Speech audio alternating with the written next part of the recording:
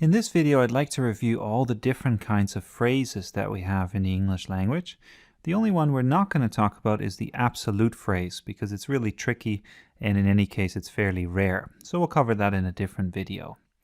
The first sentence contains some fairly common kinds of phrases. So we start with my grumpy aunt, and we call this a noun phrase. Okay, so this is a noun phrase. And what makes it a noun phrase is at the core we have this noun here, and then the noun has a bunch of modifiers. So my and grumpy are essentially adjectives here that are modifying aunt, although my can also be considered a pronoun. So we start with a noun phrase, and then the next phrase here is going to be a verb phrase. So we have a verb phrase next. There's our verb phrase. And the verb phrase includes a bunch of helping verbs here and a present participle. So all of this together is going to be our verb phrase.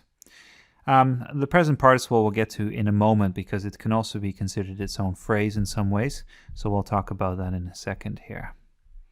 All right, then after the verb phrase, we have another noun phrase here. Again, we have a noun with a bunch of modifiers. So we have the article, we have ugly, another adjective, and really here is an adverb that just modifies ugly. So ugly to what extent? Really ugly. And all of this together then is another noun phrase. We end the sentence with a prepositional phrase. So this is a prepositional phrase. And all you need for a prepositional phrase is you need a preposition and then an object of the preposition, which is going to be a noun or pronoun along with its modifiers. Then we get to our second sentence here. Finally finished straightening all the pictures. Catherine trembled at the thought of an earthquake. Here we're going to start with what's called a participial phrase. So a participial phrase. And there are two kinds of participles to watch out for. So there are present participles, and they're easy to spot because they always end in ing. And then we also have past participles, and they're a specific part of the verb.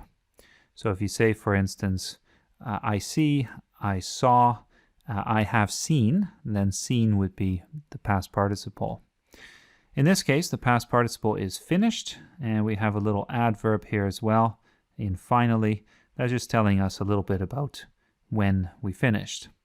So adverbs then can also modify participles. That's our first participial phrase. Then we have another one here, and it starts with a present participle. And notice that telltale ing ending. So straightening is a present participle, and we can also consider this a participial phrase. After that, we get to a couple of main parts of the sentence. So we have a subject in Catherine, and we have a verb in trembled. We could consider this a verb phrase if we wanted to, but most of the time I would say if you don't have more words, if you don't have helping verbs and so on, then we can just talk about it as a regular verb. We end the sentence with a couple of prepositional phrases. So we have at the thought, and we have of an earthquake. Each of these starts with a preposition, and each one ends with, in this case, a noun that's the object of the preposition. As you can see, some of these phrases are more essential than others, and often phrases can be put in between brackets to show that they're not really part of the core of the sentence. Then we get to the next sentence here, swimming lanes makes me hungry, and this one also starts with a present participle, but here's the deal. If you use the present participle as a noun, so if it functions like a noun, then we call it a gerund. A gerund, G-E-R-U-N-D. And a gerund phrase is basically the whole phrase that includes that present participle acting like a noun. Often the gerund can be the subject, it can be the direct object, so that phrase has a bunch of different roles it can play in the sentence. And you can see that the rest of the sentence is fairly straightforward here. So we have a verb, we have a direct object, and so on. Okay, let's move on to the fourth one, and in this case we have a couple of infinitives. So if you recall, an infinitive is a version of the verb where we have to plus the verb. To plus the verb. And you can say to love, to shoot, to run, and so on. So we can call this an infinitive phrase if we like. We can also add extra modifiers, of course. So you could say to love greatly, for instance, is to hurt much. Let's just add a little bit of extra stuff here. Okay. And then we have two phrases that are both infinitive phrases. They have different functions in this sentence. We have this linking verb that connects them. So we have a subject into love, and then to hurt is acting like a noun here. It's the subject complement that describes the subject over here. All right. You don't have to remember always what these phrases do. It's more a case of just being able to recognize the different kinds of phrases.